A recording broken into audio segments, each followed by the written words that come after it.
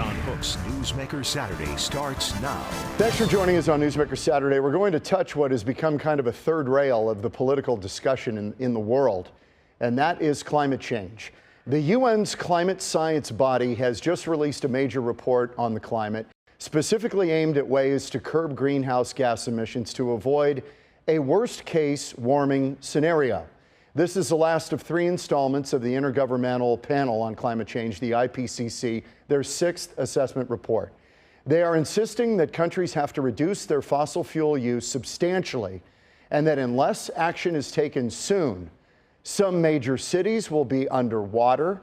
The UN chief, António Guterres, said in a video message that he was forecasting unprecedented heat waves, terrifying storms, widespread water shortages, and extinction of 1 million species of plants and animals. Probably it couldn't be more dire, so we thought it would be a good time to bring in Steven Koonin, who is a theoretical physicist at New York University. He's been a professor of physics at Caltech, got his Ph.D. from M.I.T., and for 2 years was President Obama's point person on climate change. He's also the author of Unsettled: What Climate Science Tells Us, What It Doesn't, and Why It Matters. Steve Koonin, thank you for being with us. We appreciate it.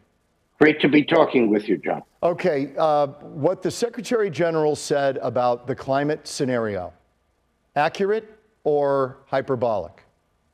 Hyperbolic. So you can look at the first segment of the recent report, which is 3,949 pages and deals with what the climate system is doing. And as you look through that report, search through it for the words existential threat, climate catastrophe, and so on, you don't find them at all.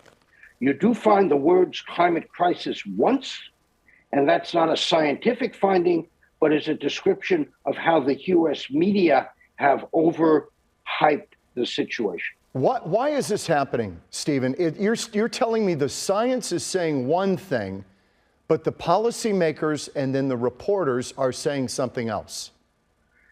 Well, first of all, nobody reads the actual reports. They get their information at the end of a long game of telephone that starts with the actual science, and the data goes through these reports to the summaries for policymakers and then into the media. And in fact, there are ample opportunities for mischief as the information goes through that chain. So that's the first thing. The second thing is the politicians have good reason to try to overhype the situation. H.L. Mencken said in 1925, the purpose of politics is to keep the population alarmed by a series of mostly imaginary hobgoblins so that they'll be clamoring to be led to safety. Stephen, you are not a climate denier. Let's get that out of the way right away. I don't even know what a denier means. Okay, all right? well, people who think this changing? isn't, yeah, the people who think this isn't happening at all. We are warming undeniably, and humans are having an influence on that undeniably, right? Absolutely. Okay, so the real question is how much of an influence? Exactly. Right? Okay, so let's start at the beginning. How much have we warmed since 1860, when we started getting some pretty good, reliable records? And that is, I mean, geologically, that is a blink of an eye. This is the problem with all this. But let's just take it from 1860, pre-industrial,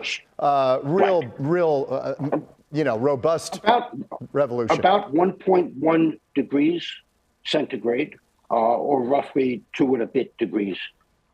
Is that out of bounds historically for Earth's history? Well, it depends on how long back you want to look. You know, if you go back to the 1600s, 1700s, the so-called Middle Ice Age, it was a lot colder then, a couple degrees colder. And the warming up until 1860 or 1900 was entirely natural because human influences were very small then. So the climate changes a lot on its own.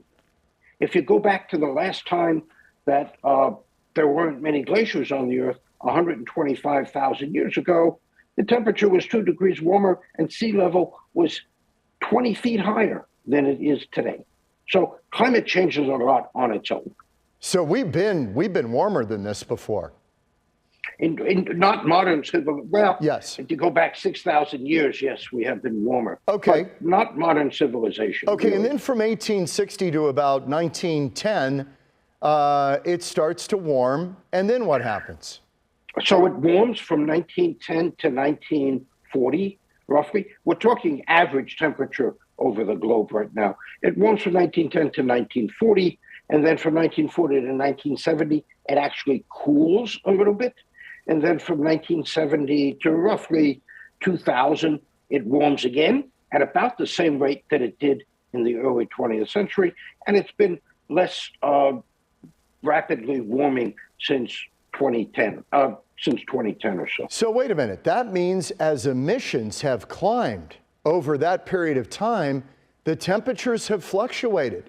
You would think if there was this relationship between carbon and temperatures, it would be a steady climb upward, period.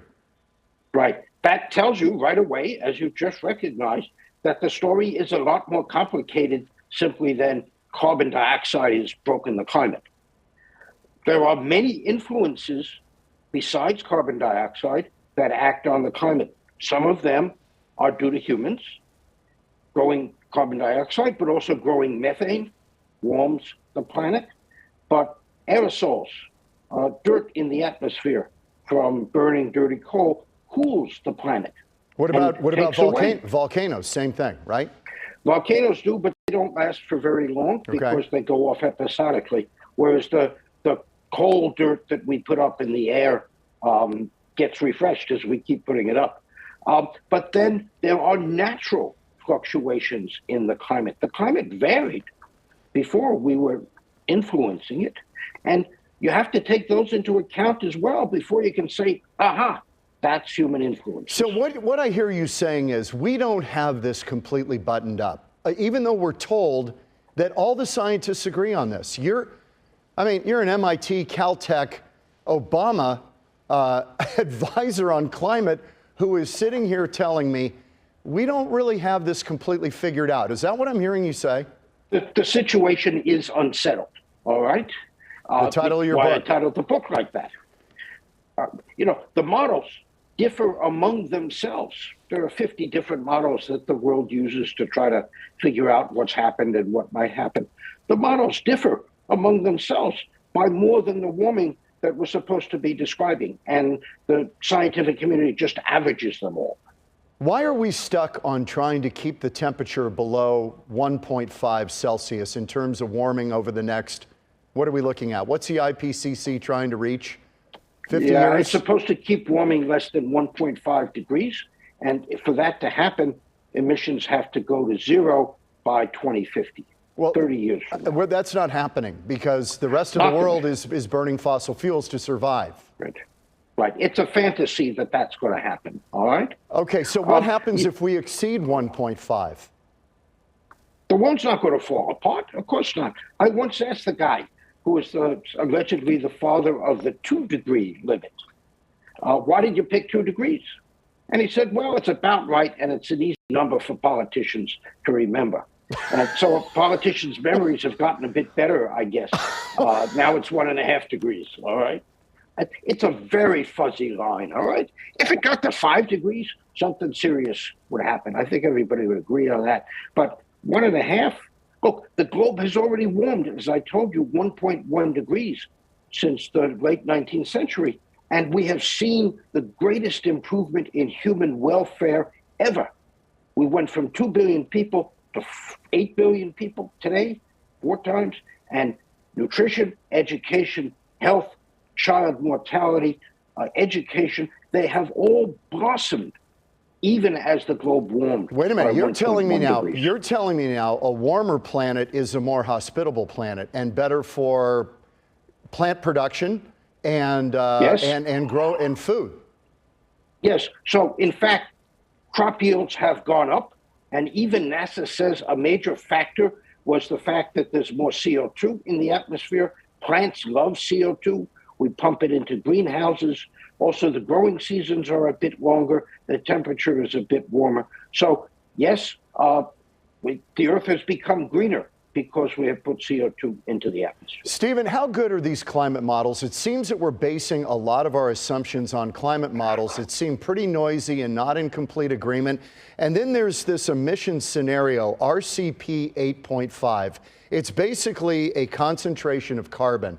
That's kind of the worst case scenario the IPCC, the International Panel on Climate Change, has come up with. And that seems to be what everybody's going with, even though it seems very unlikely, even in the IPCC's own reports, that that's where we're heading. Yes, so let me talk about the models first. At the global level, the models give us a very fuzzy picture of what's going on.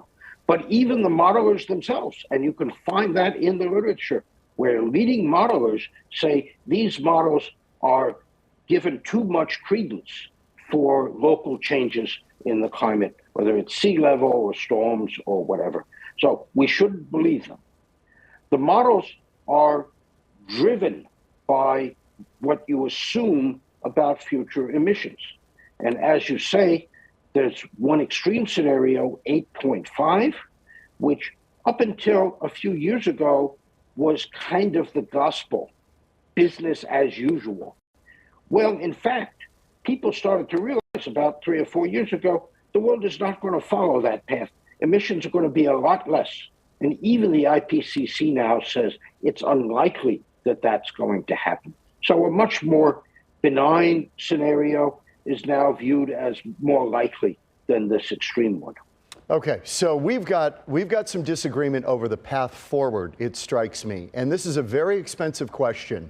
We're talking trillions of dollars, remaking economies. We're going through this debate here in this country. Germany's certainly gone through it and have pulled back because they can't power their country on wind and solar. So we've got a lot of policy questions up in the air, yet even asking questions about such an important matter, you just get absolutely excoriated, vilified as a bad person, as a flat earther. I thought journalists and scientists were supposed to ask questions about important things. Yeah, it has become, unfortunately, something of a religious belief among many people. And the journalists, many of them have agreed among themselves not to cover anything that disagrees with the narrative. There is an organization called Covering Climate Now. Oh, I've seen it. I've seen it. I get emails from them.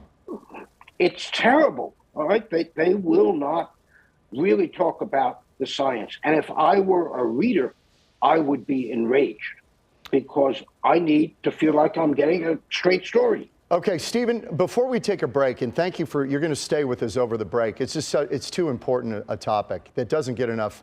We get one perspective on this and one perspective only. That's why I'm bringing you on the program. Give people a little bit of a little wider divergent viewpoint from what they normally get.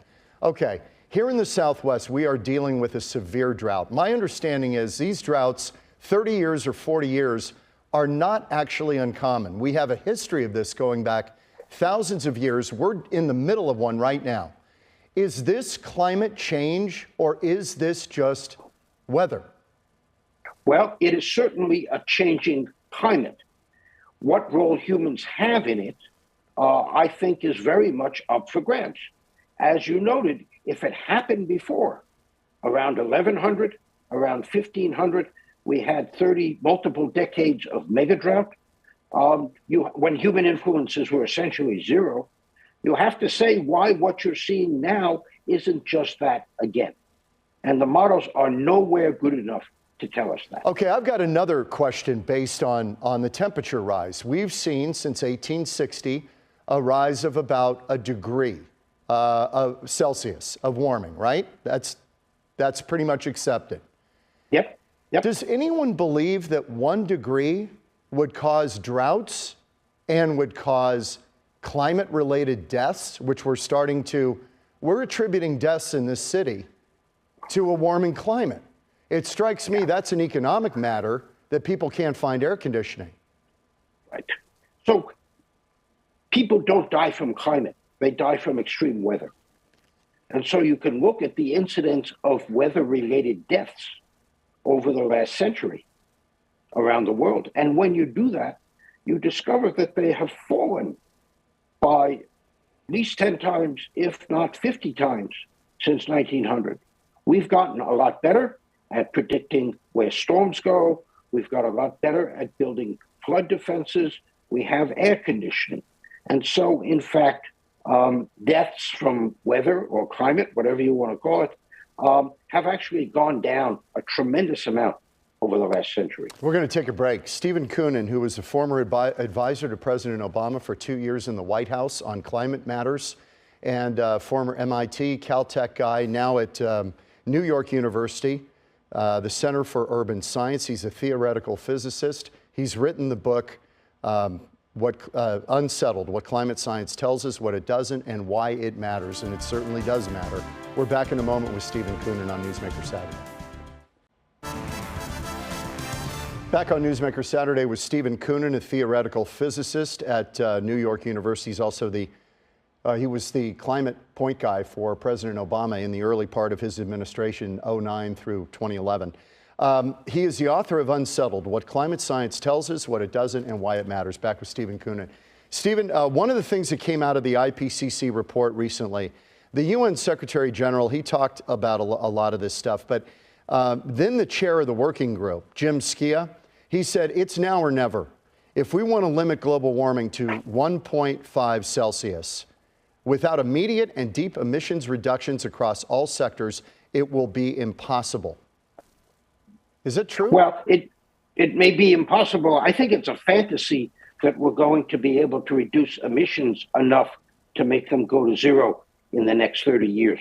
In fact, I would say even in the next 60 years, it's a fantasy because the world needs energy, and the most effective way to get that is to use fossil fuels.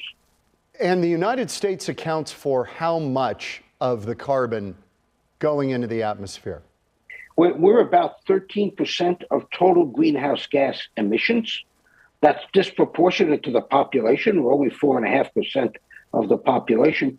But the fraction that we contribute is actually going down as the rest of the world emits more and more. Is it true, even though we walked away from the Paris Climate Agreement, that we went below the threshold that we were asked to reduce carbon during that period? Yeah, we are lower than the peak that we had in 2005, and I think we're about 15 or so percent lower now. The Biden administration's goal is to get us to 30 or 40% lower in the next 7 years. But you know, that hardly matters because the rest of the world is growing so rapidly. If the US emissions went to zero tomorrow, it would be negated by about a decade's worth of growth in the developing world. And China and India and Russia are hardly signing on to any of this stuff. They have made it very clear they're not going to be hamstrung by this whole enterprise of trying to go carbon zero. Right. Well, they are facing real and immediate needs. Their people need energy. I like to say it's like, you know, they've got the wolf at the door and they can worry about their cholesterol, these longer term things, once they've dealt with the more immediate problem. And, you know, I like to say, if you were running China or India and you cared about this, namely reducing emissions, what would you do? And nobody has given me a satisfactory answer. Okay, we've established that we are warming slightly. You don't believe it's an existential threat. Why do people keep telling us that the world can't survive this and it's an existential threat? Because they haven't read the reports, okay? Very few people have the scientific background and knowledge to actually read what's written. And when I wrote the book, my goal was to expose what's said in those reports to ordinary folks. Okay, sea level rise. People worry about sea level rise. How much of the ocean's risen? Well, where do we have good records to even extrapolate how much the oceans have risen? So we have two kinds of records. We have tide gauges, which are at coastal cities or coastal points around the world, and they go from about 1900 or so. And then since about 1991 or two, we have satellites that fly around and bounce radar off the ocean surface to measure the height of the ocean surface. These are two complementary ways of trying to decide whether the ocean is really rising or not. And it is rising, but how much? So roughly a foot a century. It varies a lot depending upon where you are, because the land also rises or sinks. But 1 foot in a century is a pretty good number to remember. You have, there are gauges down by Battery Park, down in lower Manhattan, that the tip of Manhattan that gauge this going back from the 1800s, right? That's correct. There was a type gauge starting from about 1850 or 1860. What does that tell you? We've got a good record. What does that tell you? Well, it's at the long term, it's been going up at 2.9 millimeters a year, just under a foot a century. But what you see is that there are ups and downs. And for some period of time, it was going up half as fast. And then for other periods of time, it was going up almost twice as fast. And those periods alternate with about a 60 or 70 year cycle due to changes in the North Atlantic. And what's interesting about the recent UN report is that it says that in the next 30 years, that sea level at New York will rise a foot. That's 2 to 3 times faster than it's been going up on average over the last 100 years. Now, why say that? Why would they say that? Because they believe that the ocean will warm a lot, and therefore it will go up.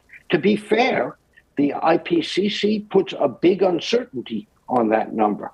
But the U.S. government report from NOAA that came out a few months ago said that that rise is locked in, namely guaranteed to happen whether we reduce emissions or not, or whatever model we use.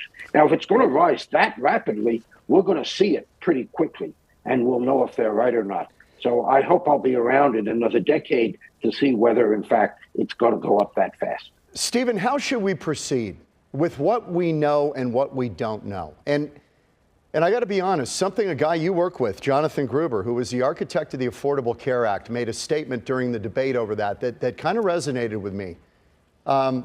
Take it from there. Yeah, so Mr. Gruber said that key provisions of the act were passed because of the basic economic ignorance of the American population. And for me, that is such a despicable statement for someone who is a scientist and who is an advisor. We have to give people the full information, the certainties, the uncertainties, the possible courses of action, and then we let the public decide. This is warming is a problem, right? No disputing that. The question is, I don't think so. I think modest warming is actually a benefit, and the economists will say that as well. So what do we do about this issue of climate change? How far do we go? I think what we first do is do the science better. It's important to keep observing precisely the climate, not just the usual weather, but other more scientific measures of the climate. That's the first thing. The second thing is to take the low-hanging fruit and reduce greenhouse gas emissions. Methane is an easy thing to reduce, and we should be doing that. The third is we need to cancel the crisis. There is no crisis. We have time to deal with this, and in fact, the wisest course of action is to do it gradually and not jerk the energy system around. We need to do a lot of R&D on energy technologies to help reduce the cost of low-emission technologies, and then develop a strategy that has those technologies, the economics, regulation, public perception to do emissions reduction in a graceful way and not in a way that's so disruptive that everybody's going to say, why are we doing this? This is a terrible thing to be doing. Steven Koonin, good to see you. Thank you. Thank you for your time. We appreciate it from the Hudson Valley. Wonderful to chat with you. Thank you. Appreciate it. Steven Koonin. Back in a moment on Newsmaker Saturday. Thanks as always for spending time with us on Newsmaker Saturday. QR code on the screen. Open up your phone app. It'll take you right to the website, or do it the old-fashioned way. To see prior shows, fox10phoenix.com/Newsmaker. We'll see you next week on Newsmaker Saturday.